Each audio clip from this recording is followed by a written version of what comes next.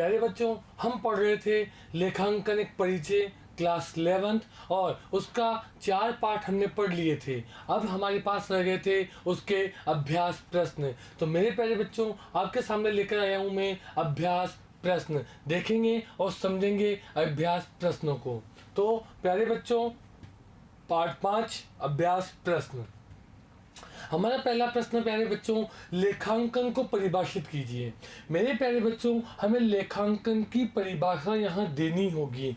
लेखांकन की परिभाषा जो कि हम पहले भी पढ़ चुके हैं। जब हमने चैप्टर को डिस्कस किया था तब वहाँ हमने लेखांकन की परिभाषा को पढ़ा था। हमने पढ़ा था अमेरिकन इंस्टीट्यूट के अकॉर्डिंग। क्या वो परिभाषा थी आप सभी को याद होगी? फटाफट से उसका आंसर अपनी नोटबुक में लिखिए, नहीं तो देखिए मेरे साथ। वर्ष 1941 में American institute of certified public accountant ने लेखांकन को इस प्रकार परिभाषित किया। उन्होंने बताया कि लेखांकन शब्द उन लेन देनों एवं घटनाओं जो पूर्ण रूप से या आंशिक रूप से वित्तीय प्रकृति के होते हैं, मुद्रा के रूप में प्रभावशाली ढंग से लिखने, वर्गीकरण करने, संक्षेप में व्यक्त करने एवं उनके परिणामों की विश्लेषणात्मक व्याख्या करने की कला है। लेखांकन किसे कहा गया है? लेखांकन कहा गया है, मैंने पहले भी आपको बताया कि केवल मौद्रिक व्यवहारों का लेखा करना ही लेखांकन नहीं है। यहाँ लिखा हुआ है लेखांकन का संबंध उन लेन देनों एवं घटनाओं का मतलब लेन देन घटना, यानी कि हमने किसी को माल खरीदा या किसी को माल बेचा, वो है हमारे लिए लेन देन। जो पूर्ण रूप या आंशिक रूप से वित्तीय प्रकृति के होते हैं। वित्तीय प्रकृति से यहाँ मतलब है कि जिसे मुद्रा में मापा जा सकता हो। ऐसे लेन देन जिसका मापन मुद्रा में किया जा सकता है वो वित्तीय प्रकृति के लेन देन होते हैं। मुद्रा के रूप में प्रभावशाली ढंग से लिखने वर्गीकृत करने, उनको लिखना वर्गीकृत करना यानी उनको अलग अलग भागों में बांटना, संक्षेप में व्यक्त करना यानी जिन डाटा को हमने तैयार कर लिया है उसे संक्षिप्त रूप में करना, और उनके परिणामों की विश्लेषणात्मक व्याख्या करने की कला है। यानी जो लेखा करने के बाद हमें परिणाम मिलते हैं उन परिणामों की व्याख्या करना ही क्या है? लेखांकन है। तो ये परिभाषा सन 1941 में American institute of certified public accountant ने दी। चलिए अगले प्रश्न की ओर चलते हैं। लेखांकन का अंतिम परिणाम क्या होता है, यानी वित्तीय लेखांकन का अंतिम परिणाम क्या है, हमें ये जानना है। आप बताएं क्या अंतिम परिणाम होगा? देखिए, कोई भी व्यक्ति लेखांकन का कार्य क्यों करता है? लाभ कमाने के उद्देश्य से। यानी अब अंतिम परिणाम की बात हम कर रहे हैं तो वो भी क्यों होगी कि क्या हमारी फर्म ने लाभ कमाया या नहीं कमाया। तो लाभ कमाने के लिए क्या कर, लाभ कमाया या नहीं कमाया, ये जानकारी प्राप्त करने के लिए एक संस्था वित्तीय लेखांकन का कार्य करती है। और कौन कौन से खाते वो तैयार करती है? तो देखिए, वित्तीय लेखांकन का अंतिम परिणाम जानने के लिए जो संस्था के द्वारा खाते तैयार किए जाते हैं वो है, एक है आय विवरण। यानी सबसे पहले लेखाकार यानी अकाउंटेंट जब वर्ष के अंत में सबसे पहला खाता तैयार करता है तो वो खाता है आय विवरण। और इस आय विवरण में उसे कौन कौन सी जानकारी प्राप्त होती है? व्यापार खाता और लाभ हानि खाता, ये दो खाते वो तैयार करता है।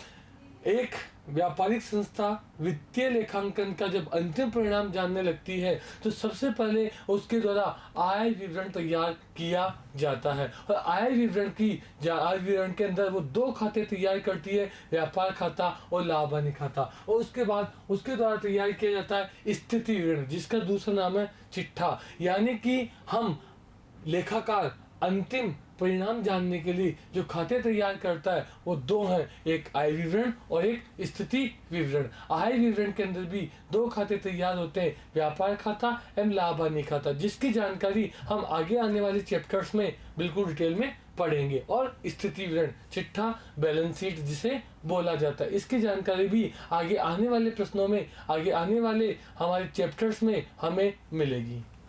तीसरे प्रश्न की ओर चले। लेखांकन के उद्देश्य की गणना कीजिए। यानी क्या है, क्यों है, किस लिए है लेखांकन, यानी लेखांकन के क्या उद्देश्य है, लेखांकन का जो कार्य हम क्यों करते हैं, किस उद्देश्य से लेखांकन का कार्य किया जाता है। ये प्रश्न भी जब हम चैप्टर पढ़ रहे थे तो कई बार हमारे पास आया था। तो आप सभी को इसका आंसर पता होगा। फटाफट से सोचिए क्या आंसर है इसका। चलिए मैं बता देता हूं। इसके आंसर की बात करें तो 4 उद्देश्यों के लिए हम लेखांकन का कार्य करते हैं। पहला, व्यवसायिक लेन देनों का हिसाब रखना, यानी हमारे जो व्यवसायिक लेन देन है वो कौन कौन से हैं उन्हें लिखना, उनका मापन करना, उनकी पहचान करना। आपको पता है हमने पहले भी पढ़ा है, सबसे पहले पहचान, फिर मापन, फिर लिखना और संप्रेषण। ये सारे कार्य लेखांकन के अंदर किए जाते हैं। तो व्यवसायिक लेन देन यानी घटनाएं कौन सी, वित्तीय प्रकृति की, उनको हिसाब रखने का कार्य लेखांकन के अंदर किया जाता है। लाभ हानि की गणना सबसे महत्वपूर्ण कार्य।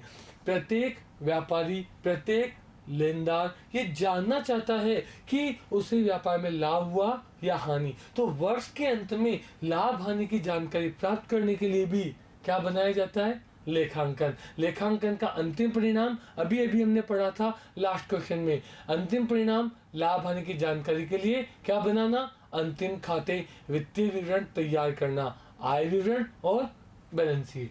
दूसरा, वित्तीय स्थिति को प्रदर्शित करना। प्रत्येक व्यापारी अपने वर्ष के अंत में जानना चाहता है कि उसके व्यापार की स्थिति कैसी है। इस स्थिति की जानकारी प्राप्त करने के लिए ही व्यापारी द्वारा वित्तीय स्थिति को प्रदर्शित किया जाता है। और वित्तीय स्थिति को प्रदर्शित करने में भी लेखांकन का एक महत्वपूर्ण रोल है।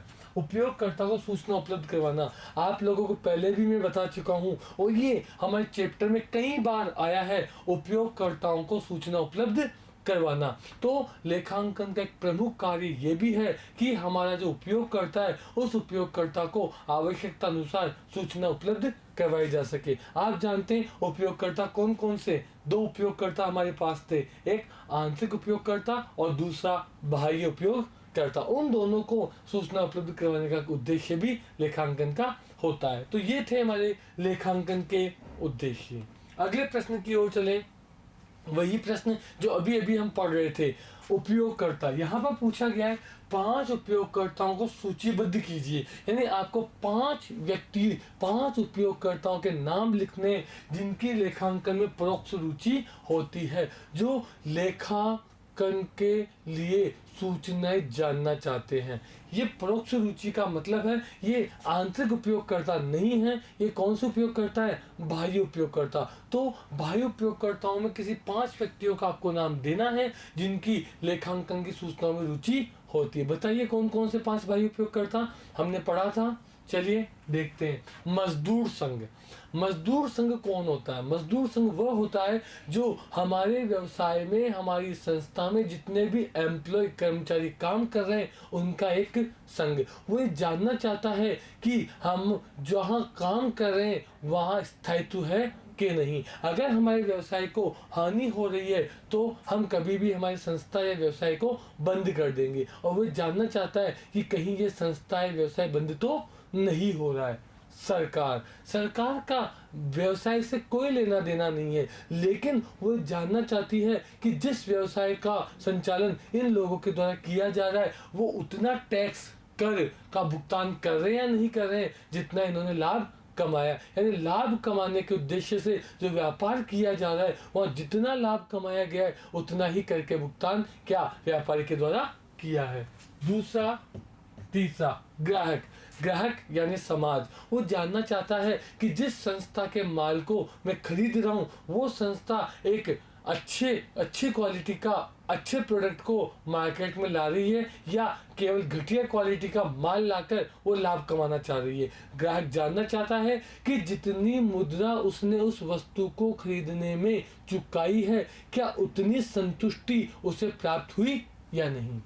स्टॉक एक्सचेंज जो है वो हमारे शेयर मार्केट का काम करते हैं और हमारे व्यापार पर निर्भर करता है स्टॉक एक्सचेंज में जितने भी शेयर्स होते हैं उनकी मूल्य भी हमारे व्यापारिक दृष्टिकोण और आर्थिक विकास के मद्देनजर होती है। इसलिए वो भी जानना चाहता है कि क्या सूचनाएं हैं।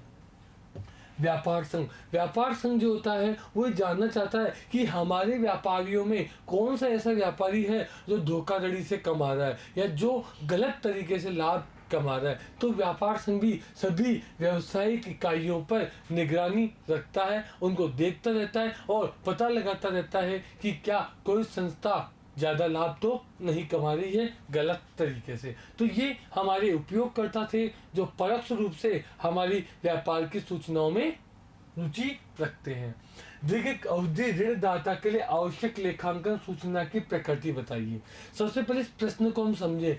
दीर्घ अवधि ऋणदाता, दीर्घ अवधि ऋणदाता कौन होगा? दीर्घ अवधि ऋणदाता वह व्यक्ति होगा जिसने एक लंबी अवधि के लिए ऋण उपलब्ध कराया है।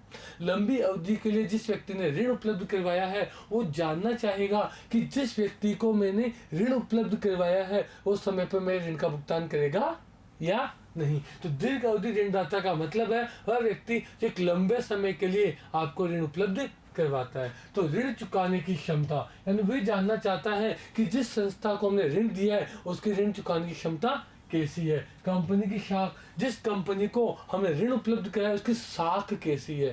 साख से तात्पर्य होता है कि अब तक उसने जितने भी ऋण लिए उनका समय पर भुगतान किया या नहीं। ब्याज भुगतान की क्षमता, साथ ही साथ उसने जितना भी ऋण लिया है उसका समय पर ब्याज का भुगतान किया है या नहीं। तो दीर्घ अवधि ऋणदाता ये जानना चाहता है कि जिस व्यक्ति को हमने ऋण उपलब्ध करवाया है वो समय समय पर ऋण का भुगतान कर रहा है, साख सुविधा कैसी है और ब्याज भुगतान की उसकी क्षमता कैसी है।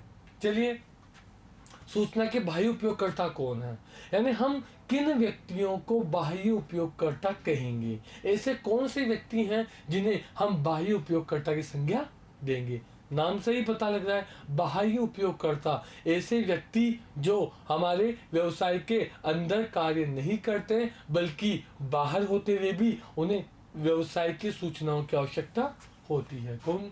जिनका प्रबंध में हिस्सा नहीं होता है, यानी वो व्यवसाय के प्रबंध के कार्य में भागीदार नहीं होते। ये व्यवसाय के बाहरी है जिनका अप्रत्यक्ष रूप से संबंध होता है। ये वे व्यक्ति हैं जिनका व्यवसाय से अप्रत्यक्ष संबंध होता है। ये व्यवसाय के बाहरी व्यक्ति हैं जिनका व्यवसाय से प्रत्यक्ष संबंध नहीं होता है। ये व्यवसाय के वे व्यक्ति हैं जो या तो हमारे व्यवसाय को ऋण उपलब्ध करवा रहे हैं या सरकार या मजदूर संघ, जिनका नाम हमने अभी पढ़ा था स्टॉक एक्सचेंज। ये वे व्यक्ति हैं जिनका प्रत्यक्ष रूप से व्यवसाय में योगदान नहीं होता है लेकिन फिर भी इन्हें व्यवसाय की समस्त जानकारी, समस्त सूचनाओं की आवश्यकता होती है क्योंकि किसी न किसी तरीके से ये व्यवसाय की सूचनाओं को पाकर उस व्यवसाय में निवेश करना चाहते हैं, उसे ऋण देना चाहते हैं या भविष्य के लिए योजनाएं बनाते हैं। तो ये वे व्यक्ति हैं जो बाहरी व्यक्ति हैं।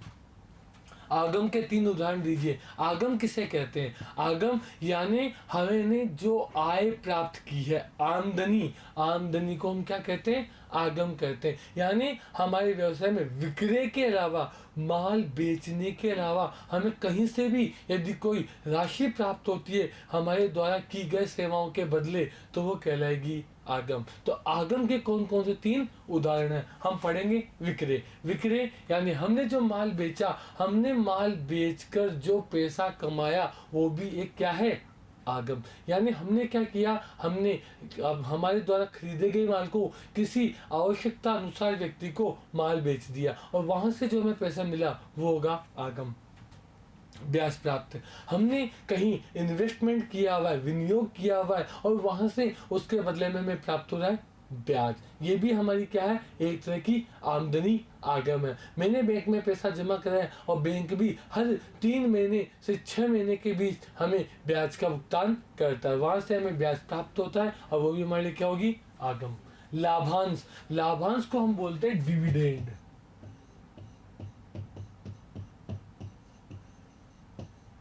डिविडेंड, लाभांश क्या होते हैं हमारे? लाभांश हमारे डिविडेंड होते हैं। जब हम किसी कंपनी के अंश खरीद लेते हैं, किसी कंपनी के शेयर्स हम खरीद लेते हैं तो उस कंपनी से हमें जो प्राप्त होता है वो होता है लाभांश। कंपनी हर वर्ष कुछ लाभ का अंश, लाभांश, लाभ का अंश, लाभांश हमारी संस्था को प्रदान करती है क्योंकि हमने उस कंपनी में विनियोग किया हुआ और ये भी हमारी क्या होती है? आमदनी। इसलिए आमदनी के 3 उदाहरण हैं, विक्रय, ब्याज प्राप्त और लाभांश।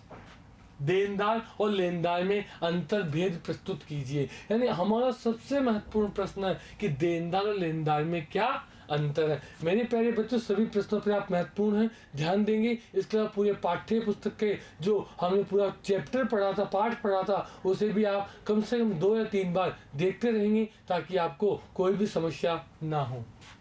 देनदार और लेनदार क्या है, ये हम उसके अंतर को जानने से पहले जान लें कि देनदार और लेनदार कौन होते हैं। देखिए, हमारी संस्था क्या काम करती है? माल खरीद कर बेचना। माल खरीद कर बेचने के काम को ही हमारे लिए एक व्यवसाय कहा जाता है। माल खरीदने का काम हम 2 तरीके से कर सकते हैं, एक नगद माल खरीदना और एक उधार माल खरीदना। वैसे ही माल बेचने का जो काम है वो भी 2 तरीके से किया जा सकता है, एक नगद माल बेचना, एक उधार माल बेचना। तो यहाँ हम बात करें देनदार और लेनदार की, यानी जिस व्यक्ति से हमने उधार माल खरीदा है और उसे भुगतान करना है वो होगा लेनदार, और जिस व्यक्ति को हमने उधार माल बेचा है और उसे भुगतान प्राप्त करना है वो होगा देनदार। तो देखिए, यहाँ पर लेनदार और देनदार के अर्थ की बात हम करते हैं। अर्थ की बात अगर मैं करूं तो व्यक्ति जो फर्म को पैसे देगा, देनदार क्यों देगा? क्योंकि इस व्यक्ति ने हमसे उधार माल खरीदा है, हमने इसको उधार माल बेचा है, इसलिए हमारे लिए देनदार। और व्यक्ति जो फर्म से पैसे लेगा, पैसे कब लेगा? क्योंकि इस व्यक्ति को उधार माल हमने खरीदा है और अब ये हमसे भुगतान प्राप्त करेगा। यानी देनदार वह व्यक्ति है जिसको उधार माल बेचा गया है और लेनदार वह व्यक्ति है जिससे उधार माल खरीदा गया है।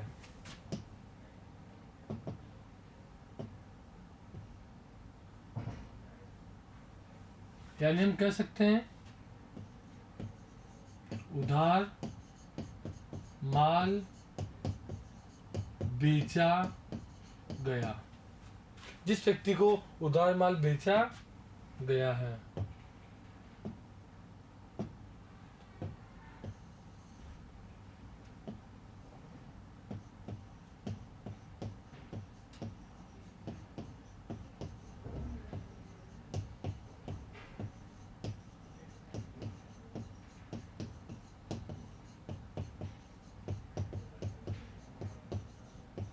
और जिस व्यक्ति से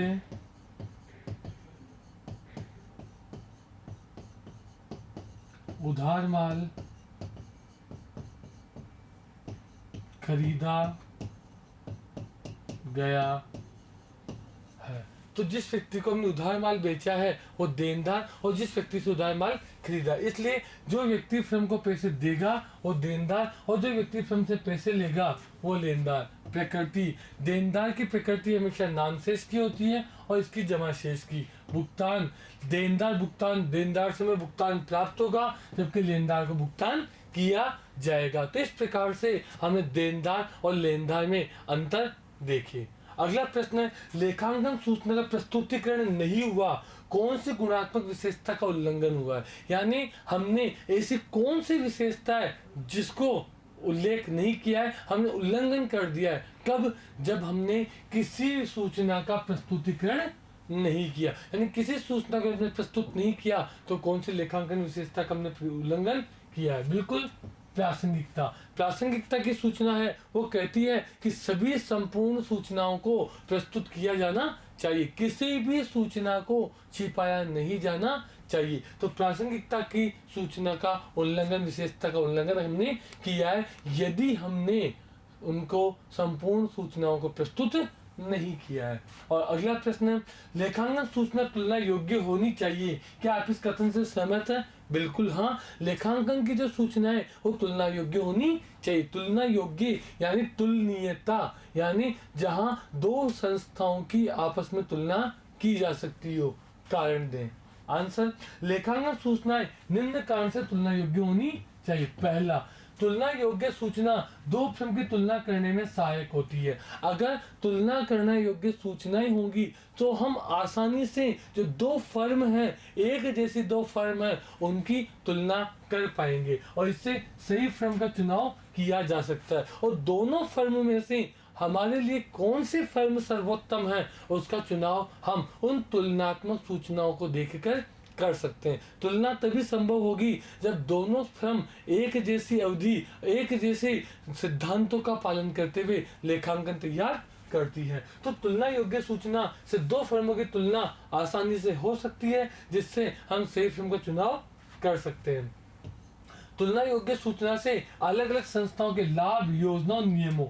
जब हमारे पास तुलना योग्य सूचनाएं होंगी तो तुलना योग्य सूचनाओं से हम अलग अलग जो संस्थाएं हैं उनके लाभ, योजना और नियमों का अध्ययन कर पाएंगे, और अध्ययन करके उनमें तुलना कर भविष्य के लिए फर्म का निर्धारण कर सकते हैं कि सर्वोत्तम फर्म हमारे लिए कौन सी है। यानी हम तुलना योग्य सूचनाओं से एक अच्छे विकल्प का चुनाव कर सकते हैं जहां भविष्य में हम अपना पैसा विनियोग कर सकते हैं। तो मेरे प्यारे बच्चों, ये था आपका पहला चैप्टर लेखांकन का परिचय। जल्द ही हम दूसरे चैप्टर के लिए आपके सामने आएंगे। आप बने रहें हमारे साथ और आशा करता हूँ आपको पहला चैप्टर पूरा बहुत ही अच्छे से समझ आया होगा।